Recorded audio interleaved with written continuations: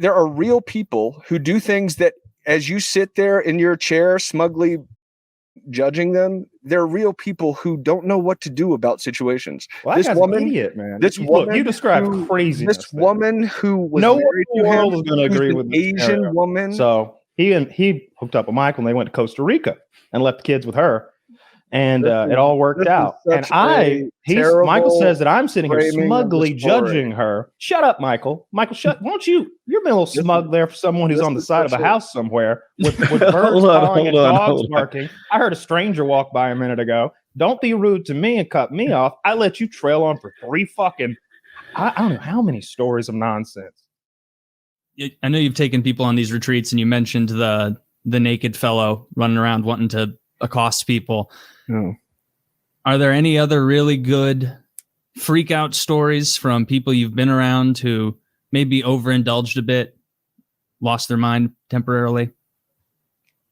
Well, I'll tell you, the first retreat we did, there was a guy who went on it who was an entrepreneur and very successful, had $1 million business, and unfortunately, him and his wife were having some real challenges. So much so that she said that she had hidden a gun in their house and that she was going to kill him and the kids. She had really kind of lost it. Yeah. Well, he came down for this retreat because he was like, dude, I need something to sort this out. And the night before we did the hero's journey, he was like, yo, man, I don't think I'm going to do this. This kind of freaks me out. I think I'm going to pass. So I said, all right, man, no problem. We go, we talk about it, and finally decides he's going to do it. Well, so the next day I give him 7 grams of mushrooms, and dude, the next 6 hours were completely life-changing for him. There were times when he was just like looking around like he was just delighted. And then there were moments where he's like putting his head down here and looking up and looking at me very suspiciously. Well, the sun starts to set. We're in the jungle and it's time to go. And I was like, hey man, we got to go. And he's laying on the ground, won't leave. Finally, we get him up, walking through the jungle, through the river. He needs to get on the back of his motorcycle because that's how we got there. So he needs to ride the back of his motorcycle to go back to the house. And he looks at me, he's like, hey man, I'm scared. I was like, hey dude, don't worry, I got you. Well, the next day, of course we make it home. Okay. Mm-hmm. The next day, he's like, dude, when you told me to get on the bike, it looked like you were God, and God was telling me that everything was okay. Now, dude, look, don't get the wrong idea. What happened here is in his consciousness, something about he learned something about the way this world works, something that all the mystics have tried to tell us for all the time, which is everything's okay. Trust.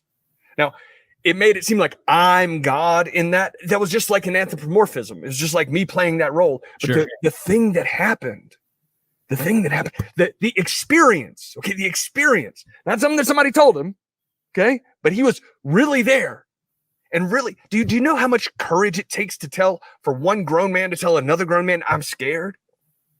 This grown man whose wife has a gun at his house and has never told me I'm scared. I can't get over that. That's where I've been stuck this whole time. This man is a scared expert. He knows scared like the nothing about back of his hand.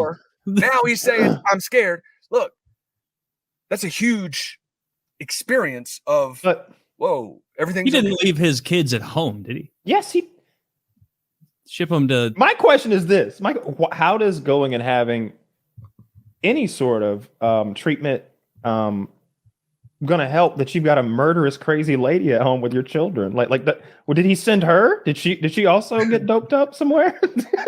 She realized she was right. Right? But what did he's like? You know what? I realized. She's right. Right. Those kids. Like, what happened? What was the resolution to that? Because the real problem is his wife is crazy. She has like postpartum depression or something. Postpartum. Post. Squared. Cubed. In a relationship, the real issue is when people, no matter what the issue is, there's two people that can't communicate. And so in this situation, the issue was that there was some question about some infidelity. She wasn't able to get over it. He wasn't able to talk to her in a way that helped her get over it. It was a fucking mess. Shit. But she's gonna kill them. That's a whole other thing. That's scary. That is so scary. Well, I mean, I can tell you, I would not be going to Costa Rica for drugs. No, that happened to me. No. I would be, kids, get in the car. We're leaving now. We'd be searing across the state. There'd be a fucking Amber Alert for my car. I'd be getting out of my car, beating the shit out of someone in another car, taking their car, getting my kids in there, going, your mother's a crazy bitch. She told me she's gonna kill you. And they go, she showed me the gun. Yeah, she showed me the gun. She had bullets with their names on them. Taylor, do you have any kids? No. So you don't know what you're talking about. Kyle, do you have any kids? I have 4. I would take them and I'd get away with them. You know, like, look, if my wife told me that she was thinking about killing me and our 4 children, I might kill her. Honestly, if she said that, but I would definitely go to the authorities and put a stop to it however I could. Because I can't let the kids die. I care about them too much. I think we're getting off the point. 3 of them. The point is everybody's got different ways of dealing with things. And did the LSD fix it? Did the mushrooms fix it? In this guy's case, it was a delicate situation, man. Like, did it get mushrooms fix it? Like, did they get it broken off and everything with no violence? No. Dude, you guys are kind of making fun, but like, I want to know what happened. You told me the guy's wife is going to kill him and his kids, and he came to you to do mushrooms in another country, and you're telling me that's the right thing, and I'm saying, okay, so how did it end up? And I'm wondering if there's dead kids in the end of the story. You probably wouldn't have told the story if that part happened. I just don't get the feeling that you guys are taking or believing the story or something. It sounds like you're making fun of me, but no, I believe the story. It's ridiculous though. Okay, well, anyway, now they're together, and it sounds anticlimactic because of all the ridicule. But this is real life, man. There are real people who do things that, as you sit there in your chair, smugly fucking judging them, they're real people who don't know what to do about situations. Well, this woman, idiot, man. You described craziness. This woman who was married to him, is going to agree with Asian woman. Is that what the police? This way of seeing the world that is very humiliating to her if she's cheated on. Then she threatens the thing that she can only do to get his attention.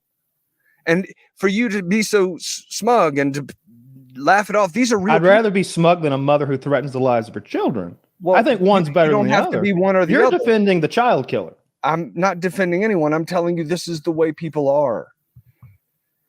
I'm not suggesting that anyone's right. I'm suggesting that you let people be who they are and recognize that this is the way if who someone is threatening to kill their children, you can't let that someone be. That husband didn't let it be. He took the task to go and try and remap his thinking to try and handle it, right? I think you guys are missing the point. I'm sorry, maybe I'm just telling the story wrong. What I'm trying to tell you is that these are emotional things that people say. Sure. Am I trying to say that the children's lives are in danger? I have no idea. I'm just telling you that this is what the situation was. And if you get fixated on this one bit where it's a big bit. Might have been something that she said in fucking anger. I'm just telling you that that's the way. Saying that I hate you in anger is so much different than saying you're going to kill your children in anger. Woody, let me run this. Let me catch you up real quick. Roger that. One of Michael's patients came to him because his wife told him, I have a gun hidden in the house. I plan to kill you, all 3 children. So he hooked up with Michael and they went to Costa Rica and left the kids with her.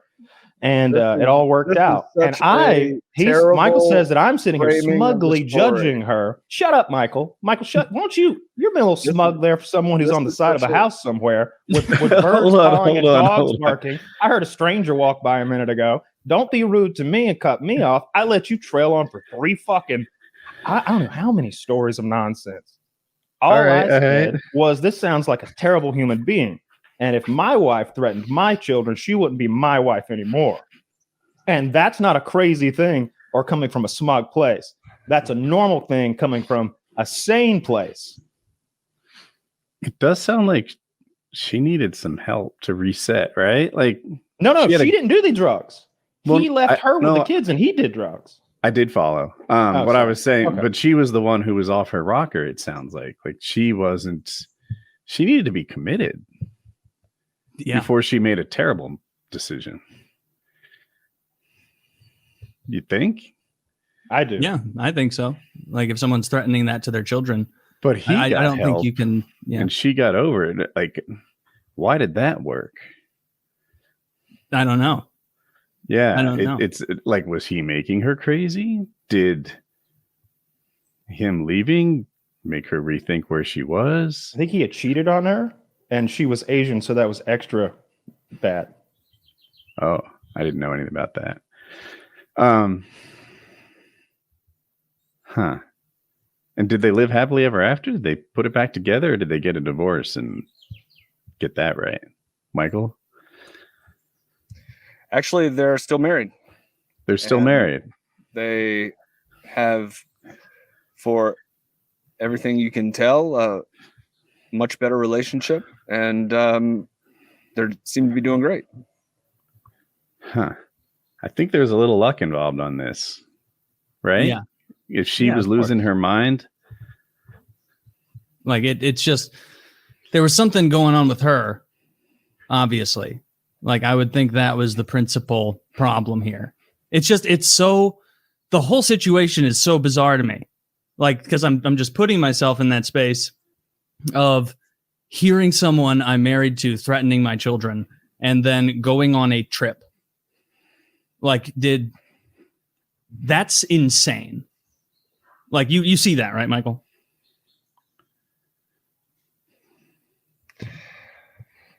Guys, we're in a place where like we're just not talking about the same thing anymore. Oh, maybe you can help me catch up. Like, I don't really know what we're trying to do right now. Have a normal human being conversation.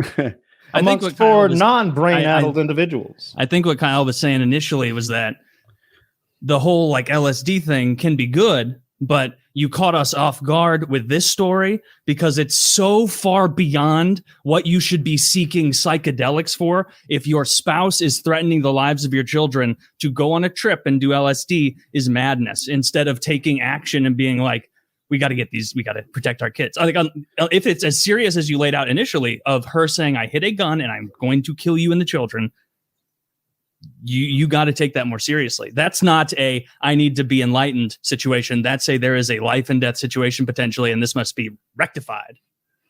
Well, dude, all you guys are saying is that you don't believe this story because no one has said that once. No, not once. You clearly said are. That 3 times though. You clearly are. I don't believe the story now because you're so defensive about it. You keep suggesting did I ask that in a confusing way? Should have happened, although actually what happened was the best possible outcome. So you're telling me that it should have gone another way when what I'm telling you is it went great. So you're telling me you walked into the street blindfolded, found $100, and so that's must work. That's the way to walk across the street. Yeah, I was gonna say something similar. Like I have I've been on a hockey team and they say, Woody, play your position. And then I don't play my position and I score. And they're like, I hate it when bad ideas work out. Right? It's still a good idea to play your position, even though this one time it worked for you. Mm-hmm. So if your wife is threatening your kids, to leave her alone with the kids, like even though it worked out, he needed to play his position. No, you don't see it like that. He's culpable. If she killed him, I feel like he's almost as guilty as her. I feel like you guys are fixating on one part of the story. That's the interesting part. I might not have the whole story. No, Kyle laid it out. Yeah. Oh, you think I do? Okay. The interesting part is not what might sound most sensational, but the interesting part is actually what happened. And the sensational part happened too. It's 2 for 2. It's that beats the other part because the other part just happened and it's not sensational. You've got sensational reality. I never said the story didn't happen. What I'm saying is the story is so ridiculous that it's fascinating. Yeah. That I want to do a case study on it. That I want to, if I knew that guy's address, I'd call the police in his area and tell him, hey, there's a crazy lady over there who's threatening her children. The cops should know. The cops should know. They should. Everyone who knows who isn't telling is culpable in some manner.